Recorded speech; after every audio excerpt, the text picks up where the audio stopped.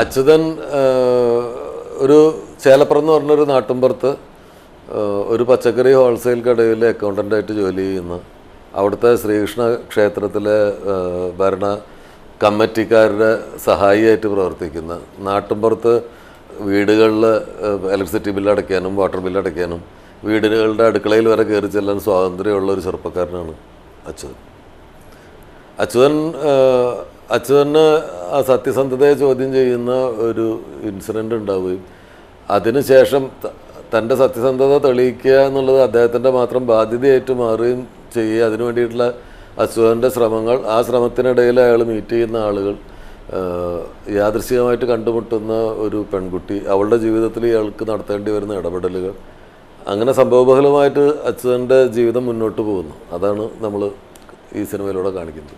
അല്ല, ഒരു ക്ഷേത്രം എന്ന് പറയുമ്പോൾ എൻ്റെ മനസ്സിൽ ഇപ്പോഴും ഞാൻ ജീവിച്ച ഒറ്റപ്പാലം എന്ന് പറയുന്ന ഗ്രാമത്തിലുള്ള ക്ഷേത്രങ്ങളാണ് അന്നത്തെ അതിൻ്റെ ഷേപ്പാണ്. ഇപ്പം എല്ലാത്തിൻ്റെയും മുമ്പിൽ, എല്ലാ ക്ഷേത്രങ്ങളുടെയും മുമ്പിൽ വലിയ കോൺക്രീറ്റ് നടപ്പുരകളും ഒക്കെ ഉണ്ടായി. ഈ ക്ഷേത്രത്തിൻ്റെ റിയൽ ആർക്കിടെക്ചറായിട്ട് ഭംഗി, വാസ്തുശില്പ ഭംഗി മറയ്ക്കുന്ന രീതിയിൽ, ഒട്ടും അതിനോട് മാച്ച് ചെയ്യാത്ത രീതിയിലുള്ള വലിയ കോൺക്രീറ്റ് നടവഴികളൊക്കെ ഉണ്ടാക്കിയിട്ട്, അപ്പോൾ അതില്ലാത്ത ഒരു ക്ഷേത്രം വേണം എന്നായിരുന്നു എൻ്റെ ആഗ്രഹം.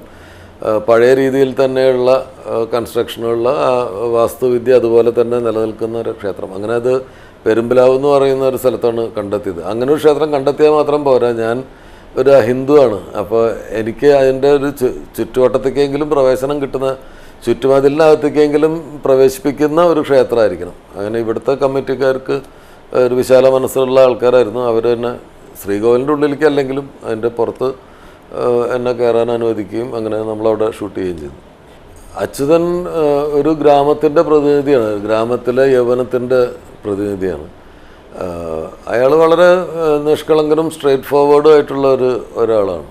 പക്ഷേ ഒരു പ്രത്യേക സാഹചര്യത്തിൽ ആളുകൾ കുറേ പേര് അയാളെ അവിശ്വസിക്കുകയും അയാളുടെ ഈഗോനെ അത് ഹർട്ട് ചെയ്യുകയും, അയാളെ അവിശ്വസിക്കാത്ത ഒരു വലിയ വിഭാഗം അവിടെ ഉണ്ടെങ്കിൽ പോലും താൻ നിരപരാധിയാണെന്ന് തെളിയിക്കേണ്ടത് അയാൾ ഒരു ഉത്തരവാദിത്വമായിട്ട് ഏറ്റെടുക്കുക, അതിന് വേണ്ടിയിട്ട് ശ്രമിക്കുകയും ചെയ്യുന്നതാണ്. അയാൾ ഒരു ശരാശരി ഗ്രാമീണ യുവാവിനെ പ്രതിനിധാനം ചെയ്യുന്നു. അച്യുതൻ, സിന്ധുരാജ് ഒരിക്കലും ഞങ്ങൾ മീറ്റ് ചെയ്തപ്പോൾ അച്യുതൻ്റെ ഒരു ക്രക്സ് പറഞ്ഞു, അതെനിക്ക് ഭയങ്കര ഇഷ്ടമായി. സ്ട്രൈക്ക് ചെയ്ത ഒരു കാര്യം, ഇതിലൊരു ഫാൻറ്റസി എലമെൻ്റ് ഉണ്ട് ഈ സിനിമയുടെ കഥയിൽ. ഈ സിനിമയ്ക്ക് ഒരു ഫാൻറ്റസിയുടെ എലമെൻ്റ് ഉണ്ട്. അതാണ് എന്നെ ആകർഷിച്ചത്. അത് തന്നെയാണ് അച്യുതനെ മറ്റ് എൻ്റെ ഗ്രാമീണ പശ്ചാത്തലമുള്ള സിനിമകളിൽ നിന്നും അച്യുതനെ വ്യത്യസ്തമാക്കുന്നത്. അത് ഒരു ക്യൂട്ടായിട്ടുള്ള പുതിയ അനുഭവമായിരിക്കും. അല്ല, ഗ്രാമങ്ങൾ ഇപ്പോഴും ഉണ്ട്. ഗ്രാമങ്ങളിലേക്ക് പോയാലേ ഗ്രാമങ്ങൾ കാണുള്ളൂ എന്ന് മാത്രം. നഗരത്തിലിരുന്നിട്ട് ഗ്രാമങ്ങളില്ല എന്ന് പറഞ്ഞാൽ അർത്ഥമില്ല. ഗ്രാമങ്ങൾ ഇപ്പോഴും വളരെ മനോഹരമായിട്ട് നിലനിൽക്കുന്നുണ്ട്. കുട്ടനാടൻ പ്രദേശങ്ങളിലും മലബാറിലെ കണ്ണൂരും കാഞ്ഞങ്ങാടും കോഴിക്കോടും തലശ്ശേരിയിലും ഒക്കെ ഉൾപ്രദേശങ്ങളിലേക്ക് വേർജിനായിട്ടുള്ള ഗ്രാമങ്ങൾ ഇപ്പോഴും ഉണ്ട്, പാലക്കാട്. അപ്പോൾ ഗ്രാമങ്ങളില്ല എന്ന് പറയുന്നത് തെറ്റാണ്. ഗ്രാമങ്ങളും ഗ്രാമീണ ജീവിതമുണ്ട്. പക്ഷേ പഴയ ഗ്രാമങ്ങളിൽ നിന്ന് പുതിയ ഗ്രാമങ്ങളെ വ്യത്യസ്തമാക്കുന്നത് ഇപ്പോൾ പുതിയ കമ്മ്യൂണിക്കേഷൻ ഡിവൈസുകളാണ്. ഇപ്പോൾ മൊബൈൽ ഫോണുണ്ട്. ഇപ്പോൾ നമ്മൾ പാടത്ത് പണിയെടുത്തുകൊണ്ടിരിക്കുന്ന, പാടത്ത് കറ്റ വെട്ടി മുറിച്ചുകൊണ്ടിരിക്കുന്ന, ഞാറ് നട്ടുകൊണ്ടിരിക്കുന്ന സ്ത്രീകളുടെ ഇടയിൽ നിന്ന് നമുക്കൊരു റിംഗ് ടോൺ എപ്പോൾ വേണമെങ്കിലും കേൾക്കാം, ഒരു മൊബൈൽ റിംഗ് ടോൺ എപ്പോൾ വേണമെങ്കിലും കേൾക്കാം. അപ്പോൾ കമ്മ്യൂണിക്കേഷൻ ഗ്രാമങ്ങളിലെയും ആളുകളുടെ ജീവിതത്തിനോടുള്ള അപ്രോച്ചിനെയും അവരുടെ ജീവിത രീതിയെയും ഒക്കെ കുറേ മാറ്റിയിട്ടുണ്ട്. ആ മാറ്റം അച്യുതനിലും ഉണ്ട്. അച്യുതനിലും ഈ മൊബൈൽ ഫോണും CCTVയും കമ്പ്യൂട്ടറും എല്ലാം ഉണ്ട്. അപ്പോൾ ആ മാറ്റം ഗ്രാമങ്ങൾക്ക് ഉണ്ടായിട്ടുണ്ട്. പഴയ കാലത്ത് ഇപ്പം മീശമാധവനിലെ ഗ്രാമത്തിൽ നിന്ന് അച്യുതനിലെ ഗ്രാമത്തിനുള്ള പ്രധാനമായിട്ടുള്ള മാറ്റം ഈ മൊബൈൽ ഫോണിൻ്റെയും കമ്പ്യൂട്ടറിൻ്റെയും ഒക്കെ ഇൻവോൾവ്മെൻറ്റാണ്. ശരിക്കും പറഞ്ഞാൽ ഏത് ക്ഷേത്ര നഗരിയിലും കാണാൻ കഴിയുന്ന കാര്യങ്ങളാണ് അതൊക്കെ. പൂക്കടകൾ, ഈ അമ്പലത്തിലെ പൂജാദ്രവ്യങ്ങൾ വിൽക്കുന്ന കട, ചായക്കട, അതിനടുത്തുള്ള ചെറിയൊരു ജംഗ്ഷൻ, അവിടുത്തെ ബസ് സ്റ്റാൻഡ്. അപ്പോൾ അതെല്ലാം ഈ സിനിമയിലുണ്ട്. ആ കാര്യങ്ങളൊന്നും നഷ്ടപ്പെട്ടിട്ടില്ല. പിന്നെ ഈ തട്ടുമ്പുറത്ത് അച്യുതൻ എന്ന് പറയുന്നത് ഒരു 50ഓളം കഥാപാത്രങ്ങളുണ്ട് ഈ സിനിമയിൽ.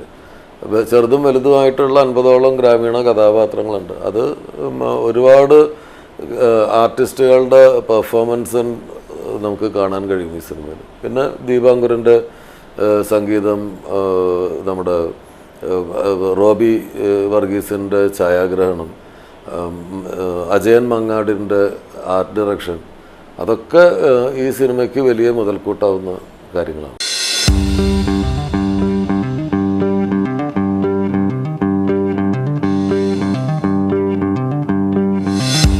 അല്ല, ഞാൻ ഒരുപാട് യാത്ര ചെയ്യുന്ന ഒരാളാണ്. കണ്ണൂരും കാഞ്ഞങ്ങാടും കാസർഗോഡും ഒക്കെ എനിക്ക് ഒരുപാട് വളരെ അടുത്ത സുഹൃത്തുക്കളുണ്ട്. അപ്പോൾ അവരോടൊപ്പമൊക്കെ ഉള്ള യാത്രയിൽ ഭയങ്കര ഇഷ്ടം തോന്നിയിട്ടുള്ള ഒരു ഏരിയയാണ് ഈ കോഴിക്കോടിന് മുകളിലോട്ടുള്ള പ്രദേശം. പക്ഷെ നമുക്ക് സിനിമയ്ക്കുള്ള പല ലിമിറ്റേഷൻസ്, പല ആർട്ടിസ്റ്റുകളെയും പെട്ടെന്ന് കോർഡിനേറ്റ് ചെയ്യാനും കൊണ്ടുവരാനും ഒക്കെയുള്ള യാത്ര ബൈ റോഡ് എടുക്കുന്നൊരു സമയം. ട്രെയിൻ മാത്രമാണ് നല്ല ഒരു ട്രാൻസ്പോർട്ടേഷൻ മാർഗം. ബൈ റോഡ് ഒരുപാട് ചിലവേറിയതാണ്, ഒരുപാട് ടൈം കൺസ്യൂമിങ് ആണ്. അപ്പോൾ അതുകൊണ്ടാണ് പലപ്പോഴും കണ്ണൂർ ആ ഭാഗത്ത് ഷൂട്ടിങ്ങിന് ആരും പോവാതിരുന്നത്. പക്ഷേ ഞാൻ ഇത്തവണ എന്തായാലും പലതരം ഗ്രാമങ്ങൾ കാണിച്ചു കഴിഞ്ഞു. ഇനി കേരളത്തിൽ നമ്മൾ കാണിച്ചിട്ടില്ലാത്ത ഒരു ടെറൈൻ കാണിക്കാവുന്ന ഒരു സ്ഥലം എന്നുള്ള നിലയിലാണ് കണ്ണൂരും തളിപ്പറമ്പൊക്കെ നമ്മൾ സെലക്ട് ചെയ്തത്. ഇനി ആ ഏരിയയിൽ ഒരുപാട് ഷൂട്ടിംഗ് ഉണ്ടാവും. ഇപ്പം തന്നെ 3-4 പടങ്ങൾ അവിടെ ചെയ്യുന്നുണ്ടായിരുന്നു. ഇനി ഒരുപാട് പടങ്ങൾ ഉണ്ടാവും. കാരണം ഇപ്പോൾ കണ്ണൂർ എയർപോർട്ട് വന്നു. അപ്പോൾ ഇനി ആർട്ടിസ്റ്റുകളെ കൊണ്ടുവരാനും വിടാനും പെട്ടെന്ന് വരുത്താനും ഒക്കെ ഉള്ള സൗകര്യമുണ്ട്. ട്രെയിനും വിമാനവും ബൈ റോഡും 3 വഴിയിലും ചെയ്യാൻ പറ്റും. അപ്പോൾ ഇനി മലബാറിലേക്ക്, നോർത്ത് മലബാറിലേക്ക് സിനിമ കുടിയേറ്റം നടത്തും എന്നാണ് എനിക്ക് തോന്നുന്നത്. ചാക്കോച്ചൻ ആക്ച്വലി ഞാൻ വേറൊരു സിനിമയായിരുന്നു ചെയ്യാൻ വിചാരിച്ചിരുന്നത്. അപ്പോൾ ആ സിനിമ കഴിഞ്ഞിട്ട് ഒരു ഡേറ്റ് ചാക്കോച്ചൻ എന്നെ ചോദിച്ചിരുന്നു അച്യുതനിലേക്ക്, അച്യുതൻ ഉണ്ടായപ്പോൾ തന്നെ ഞങ്ങളത് ചാക്കോച്ചന് ആണ് കറക്റ്റ് എന്ന് ഞങ്ങൾക്ക് തോന്നിയിരുന്നു. അപ്പോൾ ചോദിച്ചിരുന്നു. പക്ഷേ ഞാൻ പ്ലാൻ ചെയ്തിരുന്ന സിനിമ കുറച്ച് അങ്ങോട്ട് തള്ളിപ്പോയി. അപ്പോൾ പെട്ടെന്ന് ഇത് പ്രീപോൺ ചെയ്തില്ലെങ്കിൽ ഈ സിനിമ നടക്കാതെ വരുന്നൊരു സംശയം തോന്നിയപ്പോൾ ചാക്കോച്ചനെ സമീപിച്ചത്. അപ്പോൾ ചാക്കോച്ചൻ ശരിക്ക് ഒരു സ്പേസ്, ഇല്ലാതിരുന്നൊരു സ്പേസ് ഉണ്ടാക്കിയിട്ടാണ് ഈ സിനിമയിൽ അഭിനയിച്ചത്. അതിന് ഞങ്ങൾ നന്ദിയുള്ളവരാണ്. ചാക്കോച്ചന് വളരെ ആപ്റ്റായിട്ടുള്ള ഒരു ക്യാരക്ടറാണ് അച്യുതൻ്റെ. ചാക്കോച്ചൻ്റെ എന്താ പറയേണ്ടത്, നിഷ്കളങ്കതയും അദ്ദേഹത്തിൻ്റെ ഭംഗിയും അദ്ദേഹത്തിൻ്റെ സിംപ്ലിസിറ്റിയും ഒക്കെ ആവശ്യമുള്ള ഒരു കഥാപാത്രമാണ് അച്യുതൻ. അപ്പം അത് എനിക്ക് വേണം അച്യുതനാവാൻ ചാക്കോച്ചനധികം ബുദ്ധിമുട്ടൊന്നും നേരിടേണ്ടി വന്നിട്ടില്ല. അല്ല, ഞങ്ങളൊരു 10-55 ദിവസം ഒരുമിച്ച്, ഇത്രയും പേര് ഒരുമിച്ച് ജോലി ചെയ്യല്ലേ. അപ്പം എല്ലാവരുമായിട്ടും ഒരു സൗഹൃദം ഉണ്ടായിരുന്നു. ഈ ചെയ്യുന്ന ജോലിക്ക് വലിപ്പ ചെറുപ്പമൊന്നുമില്ല. എല്ലാവരും വളരെ ഇമ്പോർട്ടൻ്റ് ആണ്. ഞാനത് വളരെ കൃത്യമായിട്ട് പാലിക്കുന്ന ഒരാളാണ്. എൻ്റെ പടത്തിലെ നായകനായാലും ഒരു ചെറിയ റോള് ചെയ്യാൻ വരുന്ന ആളായാലും 2 പേരും എനിക്ക് ഒരുപോലെ ഇമ്പോർട്ടൻ്റ് ആണ്. അവർ ചെയ്യുന്ന ഒരു ക്യാരക്ടർ പാളിപ്പോയാൽ അത് എൻ്റെ സിനിമയെ ബാധിക്കും. അപ്പോൾ പരമാവധി എല്ലാവരും റിലാക്സ്ഡ് ആവുകയും ഹാപ്പിയായും ആ സെറ്റിൽ ഉണ്ടാവണം എന്നുള്ളത് എനിക്ക് നിർബന്ധമാണ്. അതിനു വേണ്ടിയിട്ടുള്ള ശ്രമങ്ങളുണ്ടായിരുന്നു. അതിൽ ചാക്കോച്ചനൊക്കെ ഒരുപാട് ഹെൽപ്പ് ചെയ്തിട്ടുണ്ട്. പ്രത്യേകിച്ച് ഒരുപാട് പുതിയ കുട്ടികൾ ഉണ്ടായിരുന്നൊരു സെറ്റാണ്. പുതിയ ടെക്നീഷ്യൻസ് വർക്ക് ചെയ്തൊരു സിനിമയാണ്. അപ്പോൾ ചാക്കോച്ചനെ പോലെ ഒരു സീനിയർ ആക്ടർ, ഞാനൊരു സീനിയർ ഡയറക്ടർ എന്നുള്ള ഭാവത്തിൽ ഞങ്ങൾ മാറി നിന്നാൽ ഇവർക്കൊക്കെ അത് ഈ വർക്ക് എൻജോയ് ചെയ്യാൻ പറ്റാത്തൊരവസ്ഥ വരും. അപ്പോൾ അതിൽ ചാക്കോച്ചൻ അവരായിട്ട് മിങ്കിൾ ചെയ്യുകയും അവരായിട്ടുണ്ടാക്കിയ തമാശകളൊക്കെ അവരുടെ വർക്ക് ചെയ്യാനുള്ള ഒരു സ്പിരിറ്റിനെ കൂട്ടിയിട്ടുണ്ട്. തട്ടുമ്പുറത്ത് അച്യുതൻ എന്നുള്ള പേരിലേക്ക് ഞങ്ങൾ എത്തുന്നത് കഥാപരമായിട്ട് അതിനുള്ള കണക്ഷൻ തന്നെയാണ്. തട്ടുമ്പുറം ഈ സിനിമയുടെ ഒരു പ്രധാന ലൊക്കേഷനാണ്. നായകൻ വളരെ യാദൃശ്ചികമായിട്ടൊരു തട്ടുമ്പുറത്ത് വന്നു പെടുകയും അത് പിന്നീട് അയാളുടെ ജീവിതത്തിന് ഇൻഫ്ലുവൻസ് ചെയ്യുന്നതും അയാൾക്ക് ചില കാര്യങ്ങളിൽ ഇടപെടേണ്ടി വരികയും അത് അയാളുടെ പേഴ്സണൽ പ്രശ്നങ്ങളെ ബാധിക്കുന്നതും ഒക്കെ ആണ് ഈ സിനിമയുടെ കഥ. അപ്പോൾ തട്ടുമ്പുറം അച്യുതൻ്റെ ജീവിതത്തിലുണ്ടാക്കിയ മാറ്റത്തെക്കുറിച്ചാണ് സിനിമ. അപ്പോൾ അതുകൊണ്ടാണ് തട്ടുമ്പുറത്ത് അച്യുതൻ എന്ന് പേരിടാൻ കാരണം. നമ്മളുടെ കഷ്ടപ്പാട് അവർ മനസ്സിലാക്കേണ്ട കാര്യമൊന്നുമില്ല. അവർ ടിക്കറ്റ് എടുത്തിട്ട് സിനിമ കണ്ടാൽ അവർക്ക് ഇഷ്ടമായോ ഇഷ്ടമായില്ലയോ എന്ന് പറയാനുള്ള അവകാശം അവർക്കുണ്ട്. കാരണം അവർ ഓരോ ജോലിക്ക് അതിൻ്റെതായ ബുദ്ധിമുട്ടുണ്ട്. ആ ബുദ്ധിമുട്ടില്ലാതെ അത് ജോലി പൂർത്തിയാവില്ല. പക്ഷേ സിനിമ കാണാതെ സിനിമ റിലീസ് ചെയ്യണതിന് മുമ്പ് ചെയ്യാന്ന് പറയുന്നത് പ്ലാൻഡ് ആയിട്ടുള്ളൊരു അറ്റാക്ക് പല സിനിമകൾക്ക് നേരെ നടക്കുന്നുണ്ട് എന്നുള്ളതിൻ്റെ ഏറ്റവും വലിയ തെളിവാണ്. ഇതിപ്പോൾ ആരൊക്കെയോ ഈ സിനിമയെ ഡീഗ്രേഡ് ചെയ്യണമെന്ന് നേരത്തെ തീരുമാനിച്ചിട്ടുണ്ടാവും. പക്ഷെ അതിൽ ഒരു മണ്ടൻ വെള്ളിയാഴ്ച ആയതുകൊണ്ട് റിലീസ് ചെയ്തതെന്ന് തെറ്റിദ്ധരിച്ച് കാണാൻ പോലും മെനക്കെടാതെ അഭിപ്രായം ചെയ്തു. അത് ദൈവം നമ്മളെ സഹായിച്ചാണ്. കാരണം ഇങ്ങനെയാണ് ഇനി വിമർശനങ്ങൾ വരാൻ പോകുന്നത്. വരുന്ന വിമർശനങ്ങളുടെ സ്വഭാവം ഇതാണെന്നുള്ളത് കാണിച്ചു കൊടുക്കാൻ ദൈവം അയാൾ വഴി പ്രവർത്തിച്ചായിരിക്കും ഞാൻ കരുതുന്നത്. അയാളോട് എനിക്ക് വിരോധമൊന്നുമില്ല. ഹിഷാം എന്നാണ് അയാളുടെ പേര്. അദ്ദേഹത്തിനോട് നാളെ ദയവേത് പടം കാണണമെന്നാണ് എൻ്റെ അഭ്യർത്ഥന. അല്ല, ഇത് എല്ലാ ആളുകളും അല്ലല്ലോ, ഒരു ഗ്രൂപ്പ് ആളുകളാണ് ഇത് ചെയ്യുന്നത്. ഒരു പ്രത്യേക മാനസികാവസ്ഥയുള്ള ഒരു ഗ്രൂപ്പ് ആളുകൾ, ഒരു മനോവൈകൃതം എന്ന് വേണമെങ്കിൽ പറയാം. ഒരു മറ്റുള്ളവരുടെ ദുഃഖത്തിൽ ആഹ്ലാദിക്കാനുള്ള ഒരു മനസ്സ്, അതായിരിക്കാം. അതൊരു ഒരു സംഘത്തിൻ്റെ മാത്രം പ്രശ്നമാണ്. അല്ലാതെ ജനറലൈസ് ചെയ്യാൻ പറ്റില്ല. എല്ലാ മലയാളികളും ഇങ്ങനെയൊന്നുമല്ല, എല്ലാ പ്രേക്ഷകരും ഇങ്ങനെയല്ല. ഒരു സിനിമ നമ്മളിപ്പോൾ ഇംഗ്ലീഷിൽ ഒരു ഹോളിവുഡ് സിനിമ കണ്ടിട്ട് ഉടനെ ഹോളിവുഡ് ഡയറക്ടറെ ചീത്ത വിളിച്ചിട്ട് നമ്മൾ ഫേസ്ബുക്ക് പോസ്റ്റ് ഇടും. സിനിമ കാണും, ഇഷ്ടമായില്ലെങ്കിൽ ഇഷ്ടമായില്ല, അത്രയേ ഉള്ളൂ. അല്ലാതെ പിന്നെ അതിനെ വ്യക്തിപരമായിട്ടുള്ള അറ്റാക്കുകൾ, ഇതിനെ ഭയങ്കരമായിട്ട് ഡീമോറലൈസ് ചെയ്ത് ഇതിന് പുറകിൽ പ്രവർത്തിച്ച ആളുകൾക്ക് ആത്മഹത്യ ചെയ്യണമെന്ന് തോന്നുന്ന വിധത്തിലുള്ള കമൻറ്റുകൾ, അതൊരു തരം അത് നമുക്ക് കണ്ടറിയാം, അത് വായിക്കുമ്പോൾ അറിയാം. ഒരു പ്രത്യേക വിഭാഗം സ്ഥിരമായിട്ട് ഇങ്ങനെ ചെയ്യുന്ന ഒരു പ്രത്യേക വിഭാഗമുണ്ട്. അത് നമ്മളുടെ ഒരു സമൂഹത്തിലെ ക്യാൻസർ തന്നെയാണ്.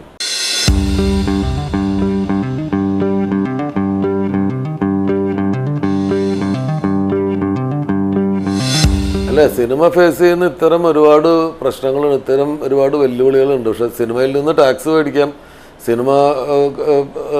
സിനിമാക്കാരെ ഉപയോഗിച്ചിട്ട് ഷോകൾ നടത്തി ഫണ്ട് പിരിക്കാം. പക്ഷേ സിനിമാക്കാർ ഫേസ് ചെയ്യുന്നൊരു പ്രശ്നത്തിന് ഇത്തരം പ്രശ്നങ്ങൾക്ക് അത്ര സീരിയസ്നെസ് ആരും കൊടുക്കുന്നില്ല. ഇപ്പോൾ പൈറസിയുടെ ഇഷ്യൂസ് ഫേസ് ചെയ്യുന്നുണ്ട്. അപ്പോൾ എനിക്ക് തോന്നണം ഈ സൈബർ വിഭാഗം വളരെ കാര്യമായിട്ട് ഇപ്പോൾ കംപ്ലൈൻറ്റുകളുടെ പുറകെ പ്രവർത്തിക്കുന്നുണ്ട്. പക്ഷേ എത്ര കംപ്ലൈൻറ്റുകൾക്ക് പുറകെ അവർക്ക് പോകാൻ പറ്റും എന്നുള്ളതൊരു ചോദ്യമാണ്. എന്നാലും കുറേ പേര് കുറച്ച് പേരെങ്കിലും ശിക്ഷിക്കപ്പെട്ടാൽ ബാക്കിയുള്ളവർക്കൊരു ചെറിയ ഭയം ഉണ്ടാവും. അത് ഗവൺമെൻറ്റിൻ്റെ സൈഡിൽ നിന്ന് ഉണ്ടാവണമെന്നാണ് ഞാൻ ആഗ്രഹിക്കുന്നത്. അല്ല, ആ ജയലക്ഷ്മി എന്ന് പറയുന്ന കഥാപാത്രം ആവശ്യപ്പെടുന്ന മുഖം സ്വഭാവവുമുള്ള ഒരു കുട്ടിയാണ് ശ്രവണ. എനിക്ക് നേരത്തെ അറിയാം. എൻ്റെ സീനിയറായിട്ടുള്ള ഡയറക്ടർ അനിൽ ബാബുമാരിലെ ബാബു ചേട്ടൻ്റെ മകളാണ്. അപ്പോൾ അങ്ങനെ എനിക്ക് നേരത്തെ അറിയുന്ന കുട്ടിയാണ്. ഈ കഥാപാത്രത്തിന് ചേരുന്ന മുഖമാണ്. ശ്രവണയുടെ പെരുമാറ്റവും കാര്യങ്ങളും ഇതിന് ചേരുന്നതാണ്. അതുകൊണ്ടാണ് ശ്രവണയെ സെലക്ട് ചെയ്തത്. ഓഡിഷൻ ചെയ്തിട്ടില്ല. ഓഡിഷനൊന്നും ചെയ്തിട്ടില്ല. ഞാൻ ശ്രവണയായിട്ട് സംസാരിച്ചു, ഈ കഥാപാത്രത്തിനെ കുറിച്ച് പറഞ്ഞു കൊടുത്തു.